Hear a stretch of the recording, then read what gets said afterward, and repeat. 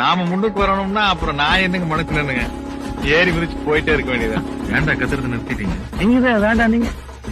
நான் அப்படித்தானே சொல்லுவேன். நீங்க கத்த வேண்டியதானே.